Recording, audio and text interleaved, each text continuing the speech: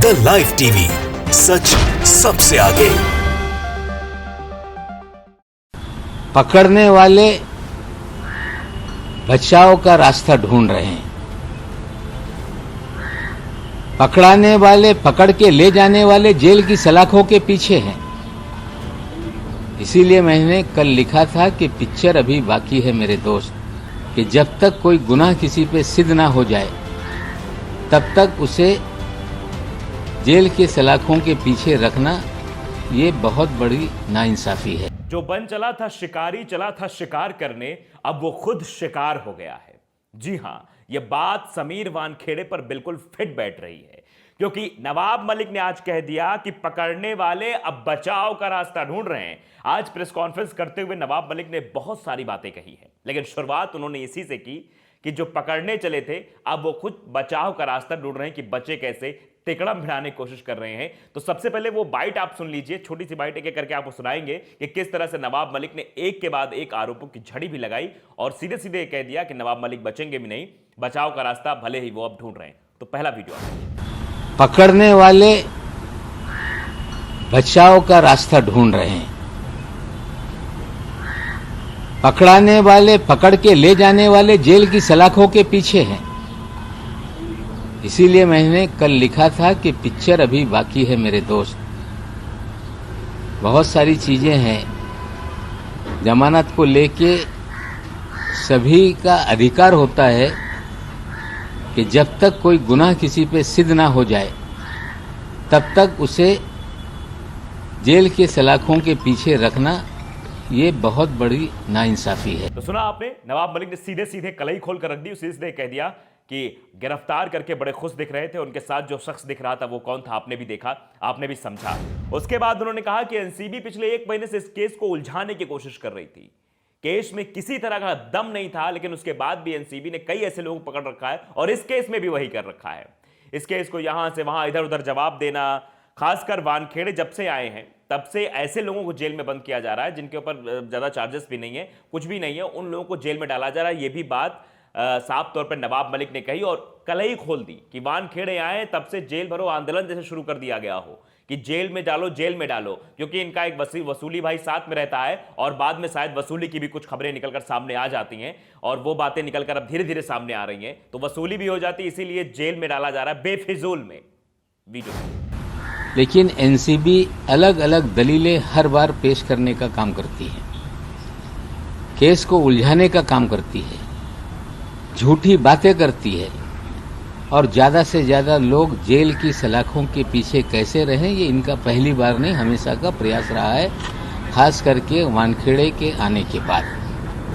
अब जब समीर वानखेड़े फंस गए, समीर वानखेड़े का वो फर्जीवाड़ा भी सामने आ गया जो डिग्री विग्री का है, तो 1 महीने से देखिए जिस तरह से नवाब मलिक एक के बाद एक खुलासे कर रहे हैं, उसके बाद किस तरह के पैतरे अपना रहे थे, तरह तरह की पैतरे कि हमारी मां को बदनाम किया जा रहा है, हमारी मां के बारे में ये बोला जा रहा है, हमारी मरी हुई मां के बारे में ये बोला जा रहा है, ऐसा किया जा रहा है, वैसा किया जा रहा है, हमको दाऊद कहा जा रहा है, तरह तरह के पैतरे समीर वानखेड़े शुरुआत से ही अपनाने लगे। उनके पिताजी सामने आ गए, सब कुछ हो गया, लेकिन फिर भी बच नहीं पाए और इसी बात का जिक्र नवाब मलिक ने अपने इस प्रेस कॉन्फ्रेंस में किया है, किस तरह से 1 महीने से पूरा ये प्रोपेगेंडा चला रहे थे लेकिन बचे नहीं है, हर पैतरा अपना लिया लेकिन कुछ हुआ नहीं। इस 1 महीने के भीतर लगभग जो चीजें बदल रही हैं, हर दिन नई नई चीजें, हमें लगता है वानखेड़े साहब ने सारा हथकंडा अपना लिया।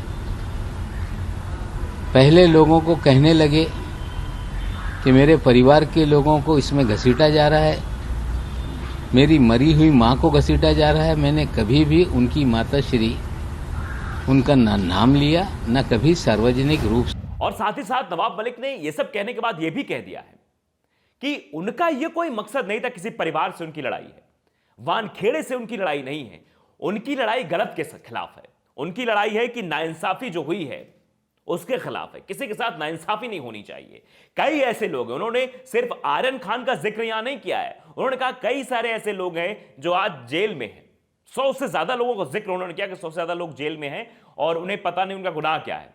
बेगुनाह लोग जेल में नहीं जाने चाहिए, यही नवाब मलिक कहते हुए चले आ रहे हैं कि उन लोगों की जेल में। उन्होंने कहा कि एनसीबी को हमने चिट्ठी भी लिखी है, हमने चिट्ठी लिखकर ये बताया भी है कि 26 ऐसे लोग हैं, 26 केसों के बारे में जिक्र किया उन्होंने, जो लगता है कि उन पर जांच होनी चाहिए, उनकी फाइल फिर से खुलनी चाहिए और देखना चाहिए क्या वो लोग बेकसूर हैं या फिर वो कसूरवार हैं। अगर कसूरवार है सजा हो और बेकसूर है तो जिन लोगों ने उन्हें गिरफ्तार किया है उन पर कार्रवाई होनी चाहिए, यानी समीर वानखेड़े पर कार्रवाई होनी चाहिए, क्योंकि समीर वानखेड़े ने बहुत ऐसे केसेस लाके सामने खड़े कर दिए हैं। लड़ाई ये किसी के परिवार से नहीं, किसी के धर्म को लेके नहीं, मेरी लड़ाई सीधी है, जो नाइंसाफी है उसके खिलाफ है।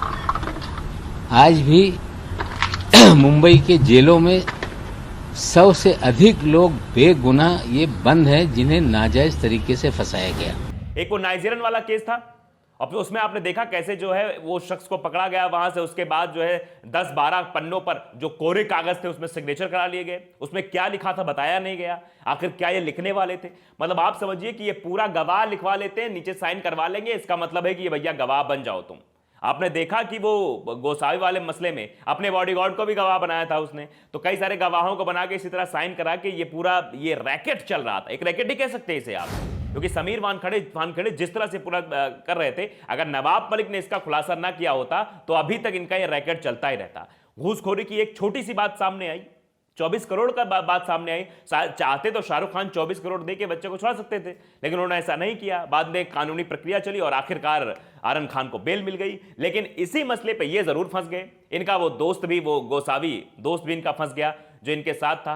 ऐसा समझ ही नहीं आ रहा था शुरुआत में कि वो दोस्त है या क्या है, वो लग रहा था कोई अधिकारी इनके साथ का है, क्योंकि हर समय बगल में खड़े रहना, एनसीबी के दफ्तर पे भी आप आराम से टेक लगा के बढ़िया बाकायदे फोन पे बात करवाना आरन की, वहां बैठ के गप्पे लड़ाना, तो ये समझ में आता है कि इनकी पक्की वाली डील रही होगी, तभी ऐसा कोई कर सकता है। आप भी जानते, इतना आप भी समझते होंगे। आप समझिए कि किस तरह से पहली सेल्फी वायरल हुई थी, प्राइवेट डिटेक्टिव कैसे एनसीबी का अधिकारी बना घूम रहा था, लेकिन जब कलई खुली तो सब सामने आ गया। और अब समीर वानखेड़े परेशान हैं, कोर्ट की तरफ भी रुख किया, मोदी जी की भी तरफ, अमित शाह जी की तरफ भी रुख के भैया जेट प्लस सिक्योरिटी दिला दो, हमारी जान को बहुत खतरा है। अब पता नहीं कौन सी जान का खतरा हो गया है। जो कल तक भौकाल से उतरता, शर्ट के बटन खोल के उतरता था, अब वो आज डर रहा है कि उसकी जान को खतरा है। वैसे जान की खतरा किससे हो सकता है, जबकि जो गवाह हैं जिन्होंने बयान दे दिया है, वो चाहे उनका बॉडीगार्ड रहा हो गोसावी का और चाहे वो शख्स रहा हो जिससे 12-13 पन्नों में सिग्नेचर करा लिया गया, दोनों शख्स कह रहे हैं कि हमारी जान को खतरा है।